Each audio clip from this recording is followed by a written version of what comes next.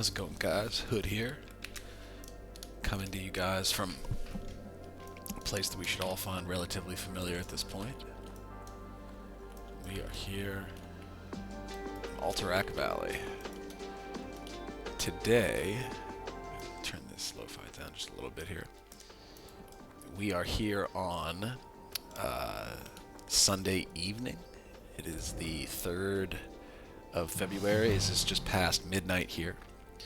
And we are unbelievably happy to say and a little bit embarrassed to say at the same time that we are just about to pass the 418,750 honor threshold needed to secure rank 11 the first week that it's available. Some critical time away from work sort of lined up to make this possible, because otherwise, guys, there's just no way I was going to be able to get this done in a reasonable in the sort of accelerated schedule that we've been on. So if this is not the honor schedule that you have been on over the last few weeks, then that is completely fine and acceptable and a good thing for you. Because playing 30 hours a week of Alterac Valley, at least maybe 30 hours a week this week, is just completely unsustainable for most normal people. But that being said, I'm really happy with my effort. I'm really glad that things worked out the way that they did, such that I could make this happen. While we really only needed the rank 10 for Knight, our Lieutenant Commander's Helm and Shoulders, the ones that give a crit and hit. Rank 11 is going to just make it so that we're just done with Alterac Valley for the foreseeable future. You know, if I want to play Warsong Gulch over the next couple of months to fill the time until Blackwing Lair comes out, we can do that, but we can play it at peace, knowing that there is no necessary amount of honor that we have to hit to make it to the next level. So that's just a weight off my shoulders that I'm happy to have, because this 418k for basically 2 ranks is quite a lot, and I do know that getting used to it, or I guess maybe kind of acclimating to how much work that is important, because as soon as Phase 4 comes out and we're able to push to 14, I want to at least have some idea of how much work that was. So I'm not going in just completely blind here. It is such a cool set. This will be the first time that I'm ever sort of formally ranking. Let's go ahead and get this mage here before he causes any problems for us. That's nice. Always dangerous to be pulling War Masters in close proximity, because their cleave's nasty. Should go and give myself a little bandage here. You should notice I'm currently in this Alterac Valley utilizing my PvE spec, Furry Prop. While it is nice to just come in here with your Unstoppable Force and Sweeping Strikes, Whirlwind, just really jack up the things that you're fighting, at least PvPing against the Horde. Really awesome damage potential there. But the reality of AV is this is more so really a PvE encounter, at least how we play it when we're trying to end it as quickly as possible.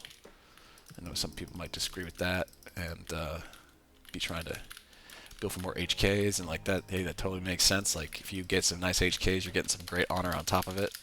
I just always like to be a part of the team that's trying to end this game as quickly as possible. We're playing hundreds of games over the weeks, and the faster we can drop 3,800 4K honor in with the mark turned in on a W, the closer we get to the finish line. So if that means I gotta throw my shield on and pump some thread out, I like that. That's what I'm doing, and in raids anyway, so that's good muscle memory. Not to say, of course, that I'm not gonna enjoy throwing my two-hander on and getting into some Warsong Gulch and some Marathi Basin here. That's some true PvP. That's gonna be an awesome time. Hoping that the Dwarves of Ironforge can find some 10-man Warsong Gulch pre-mades. Should be good fun. We won't have a druid, of course. No druids, no frost mages. So we're giga gimped. We're gonna have to find an interesting dwarven solution to the Warsong Gulch flag runner sort of quandary. But I have no doubt we'll persevere. Maybe we talk a little bit about economics tonight here in the. I'm a big TSM enjoyer myself. It's how a lot of my income is generated through shopping lists and scans. If you're not a TSM user, that makes perfect sense. It is kind of confusing to set up. I mean, like, it's easy enough to just use, but when you're importing lists and using stuff like that, there's another kind of level of complication that can make it a little hard to maybe interact with. Looks like we have an out-of-sync desktop here, so let's go ahead and hit a quick reload. All right, just like that. Green light means we're synced. So before this queue pops here, I was looking at a couple of things. Basically, so what I do with my TSM is I'll when I sit down and I have kind of downtime in between queues, or when I'm trying to make money towards the end of the evening when I'm buying. So I'm usually buying late at night, or as late as I can be on is when I'm buying my mats. I'm going to go to materials. Jesus, that's a really loud queue. I'm going to go to recipes, and I run a shopping scan usually. And this is obviously just kind of for show here, but essentially what I do is I set all these trade materials up so that I can see the rough pricing, and then the percentage of the average max price over 2 weeks is how I have mine set up, so I can just get like a bird's eye view of like how prices are moving and what kind of buying and selling trends are. This is a really good way to get a finger on your pulse for, can I make a few hundred gold just standing at the bank today?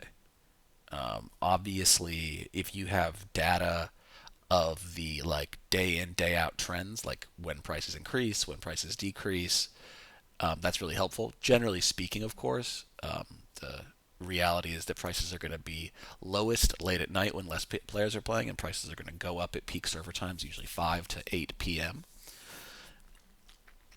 So we're going to come back to this probably later on, but I think that a little diary entry surrounding and kind of relating to TSM usage and economics and money making is always decent.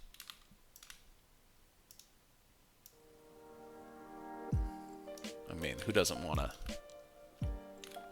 to stack their gold, right? And that's kind of the the goal of downtime, at least for me in WoW, is that if there's not a whole lot going on with raids and I'm not maybe actively leveling a toon, there's nothing like some sweet auction house mail dopamine. So it's I try to think about it kind of like brushing my teeth, hopping in the shower, making my bed. In the evenings, I prepare for the next day by buying stuff on the auction house. So when I wake up and I get home from work in the early evening, I look at my toon in my mailbox, and it's full of stuff that I bought for cheap last night that I'm going to make good profit on in the next couple of hours. That's an exercise and a discipline that I've really been trying to implement in my life over the last couple of years, and it's great. Like the things that we do, for tomorrow. That your tomorrow is going to be exactly, maybe not exactly, but your tomorrow is going to be made better by your preparation for it today. And it never feels good to be buying things, but we have not making money immediately, but we have the belief and the knowledge that with data and with excellent tools like TSM, we know that we're buying at good prices and that we can sell for more later. And if, that's not some capitalism right there, don't know what is.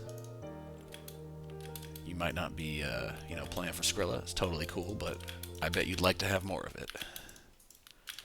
More enchants, more shinies, maybe more tunes.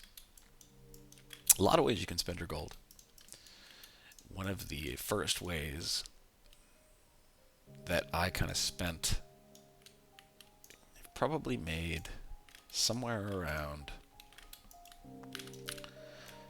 2,000 or 3,000 gold so far on this character, and most of that early gold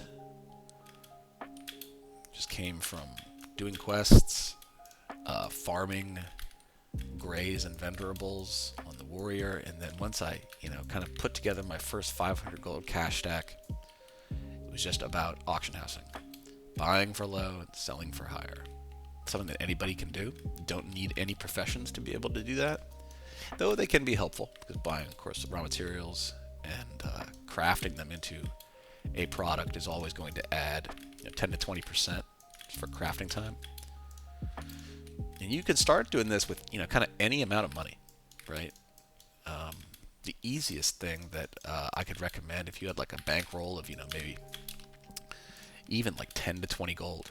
Say you're like a miner, you have like a gathering profession. Mining still has some processing capability. Buying mithril ore late at night, process it into mithril bars, throw that on the auction house. Probably going to make a profit of 5 to 6 silver per bar. That's not a lot, but again, this was something that we were discussing for somebody with a 20 to 40 gold bankroll. So your profit is going to scale depending on what your ability to buy is. So, at least with TSM and with other kind of auction house related profits kind of scenarios, your profit is always going to be relative to your capacity to purchase. It takes money to make money. But, I've gone from making 5 to 6 silver on a silver bar to generally making, a gold to 2 gold on elixirs that I now make on one of my alts. You buy your mats. Some of the ones I make a lot of are Mongoose, Giant's Elixirs, Fury, or Mighty Rages, greater fire protection potions. You're gonna, probably craft a Mongoose or a Mongo for 3 gold, 10 silver maybe. You're gonna sell that for 4 gold, 20 on Tuesday nights.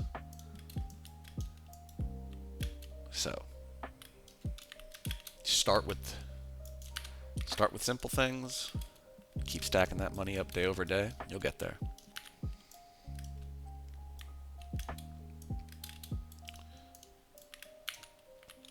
So we just kind of dancing around here. I see that I've become distracted in my narrative and failed to cap this tower over here. Magni, forgive me. I'm gonna go ahead and throw my shield on. Ooh! Throw my shield on here, drop into the defensive stance, because I know that it's likely that rogues enjoy hanging out at these towers, and if I'm battle shouted and have my shield on, it's really tough for them to give me. Let's go ahead and see what happens here. Looks like coast is clear.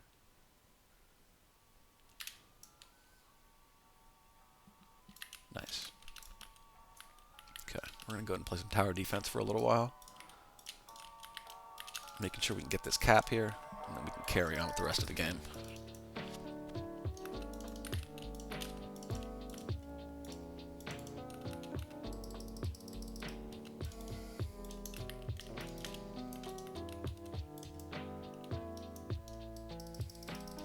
Oh, I should probably be looting these because we were talking about this earlier. Runecloth market is just on absolute fire right now, guys, and I think that it's happened for a couple of reasons. One, people are doing less 5-man dungeons than they used to be, and as a result of that, naturally, the amount of raw cloth being pulled off of mobs via dungeons is going down. And two, the amount of Runecloth being purchased by the average consumer is going up, as starting on Tuesday, people who have the commander rank are going to be able to start turning in, well, they've always been able to turn in Runecloth for rep, but now they might have good reason to, because you'll be able to buy the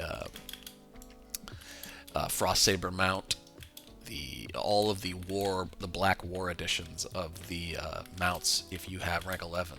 I know a lot of people are going to be non-Night Elves and be going for that Black Frost Saber. I was thinking about doing that myself, but I think that would eat too much into the bankroll for now, so we'll probably just get the Black Ram and call that good. Maybe add to our mount collection in the form of the Frost Saber, Mechanistrider, or the horse later on in Classic's life cycle. I enjoy my Rams. They're cute little. Man, don't you love that? I love the little Ram Winnie. My guildies know I'm doing that all the time while we're waiting for boats or we get off of flight paths. One more time. There it is.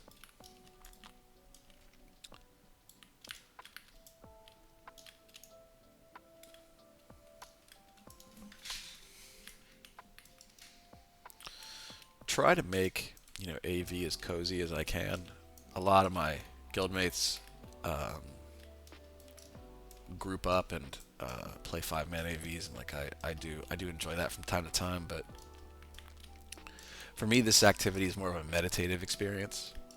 It is such a grind that I just enjoy putting on some peaceful music, accomplishing my objective, having something quiet on in the second monitor, maybe on my second account, boosting up a character with some of the profits from our auction house flipping. I find that when we're trying to do long, very tiresome tasks, repetitive tasks, it's important to try to kind of emotionally and mentally disassociate from them as much as you can, so that you can achieve these things without stressing yourself out. Because I know so many people that bang their heads into these kind of activities, and they hate them, and it ends up just kind of eating away at them until. All right, let's go ahead and taunt this guy. I'm going to go ahead and call myself the tank here. So yeah, taking it easy on yourself. That doesn't mean it doesn't mean that you're not playing the game to its fullest extent. It just means that win or lose, you're not affected by it. We're always going next. In any kind of... Oh, jeez. Popped that shield wall there a little late, because I didn't see any heals coming. In any kind of activity that is, tedious, are you... I guess the question I'd be asking is, am I stressed for a good reason? Is my stress going to meaningfully adjust the outcome of this activity? Or is all of my frustration here in vain? I'm going to die here, and that's totally okay, because no one wants to tank this. What I'm going to do is I'm just going to drop as many revenges as I can. It's all good. Probably not enough healers. If there were healers, they couldn't see me. C'est la vie. It's not like we really died. Could probably start typing messages about getting south faster, but it looks like most of us did that. Got a couple AFKs in the cave. They probably had a hard day. We're going to give them grace.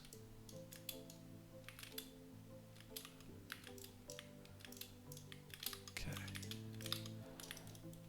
Alright, it's definitely time to pull here. Let's see what the guys feel about that. Let's hit them with a little all-in. Okay. Let me go ahead and pull this War Master. See what the gang feels about... Oh, looks like we got plenty of time here. Alright, yeah, we're gonna be fine. Oh. They're really after me here. Alright, let's go pop shield wall. Alright, damage taken down. Nice. Perfect. Doing some good tanking here. Nice and safe. We're gonna get this second Blade Master. Well, this will be all done, dude.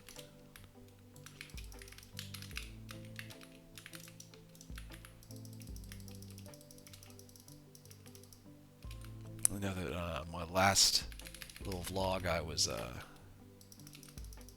really hammering my keyboard. I could hear my typing going fast, fast, fast. So if that bugged the crap out of anybody, sorry about that. I will make an attempt to make it a little bit quieter this time. That being said, I do have a noise-canceling headset on, so it can be difficult for me to get a good idea of just exactly how loud my clickety-clacking is. Probably pretty loud. Let's burn this guy down. We got, alright, it looks like they got the graveyard, and they're moving on it now, so we gotta go, go, go. We want to catch the W, let's go. All in. Alright, we'll pop back into defensive stance. We're gonna dual wield. You got no defensive cooldowns.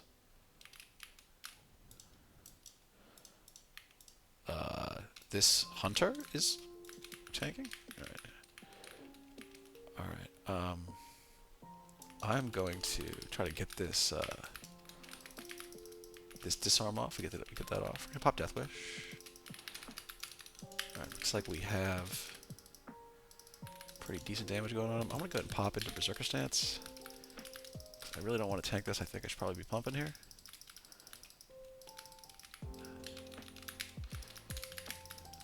Just gonna keep going for as long as we can here. Looks like we got this, unless the horde is way ahead on something I can't see. At this point, we're just gonna be hitting execute, waiting for direct to keep dropping. Execute range coming now. Let's go and get this done. Hey, GG. Easy money.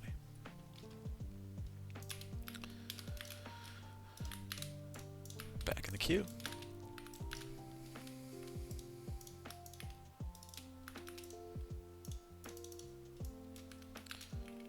I think there's I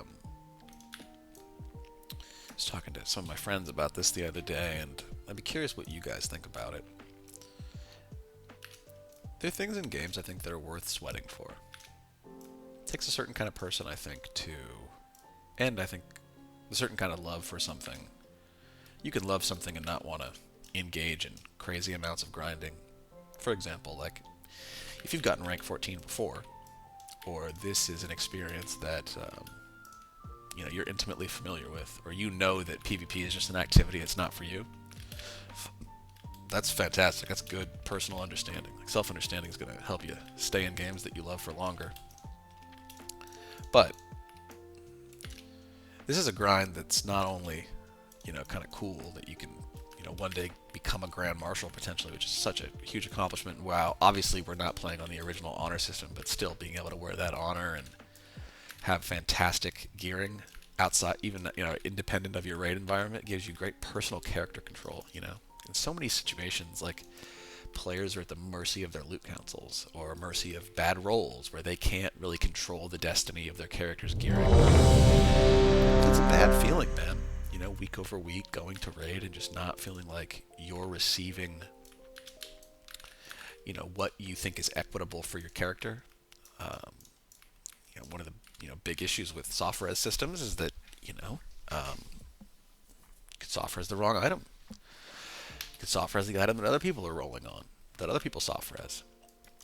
And there's nothing guaranteed with raiding. Nothing guaranteed. You know, there's some exceptions with tanking. I've been very fortunate that in a tank role, you know, there are certain pieces that do get prioed to you, such that, you know, you're able to get smacked around a bunch because you're taking, you know, more damage than anybody else. You know, healers, of course, generally get geared out pretty quick because there are less healers than DPS, but, you know, warriors in particular, like, man, not only is there not a lot of great gear for you in Molten Core and Nixia, at least from an armor perspective, man, you do this honor grind, you're good. You're set. That blue set, you know, 4 of those pieces are cash money. You know, wear those for a long time. It's a great gift. I mean, you do work for it, but knowing that there's something at the end of the tunnel that nobody can get in the way of but you, it's fantastic. This is Super Troll. I hate seeing these. Portal to Darnassus. I will admit that I have stepped in that once, and I did it after someone said click for table. This is not TBC Hood. How did you fall for that? Idiot. Anyway, though, guys, I think that's probably a pretty good place to stop for here. I will hopefully be crossing that rank 11 threshold here in about 6 games. So, it's been a pleasure. Thanks for stopping by, and we'll see you on episode 3.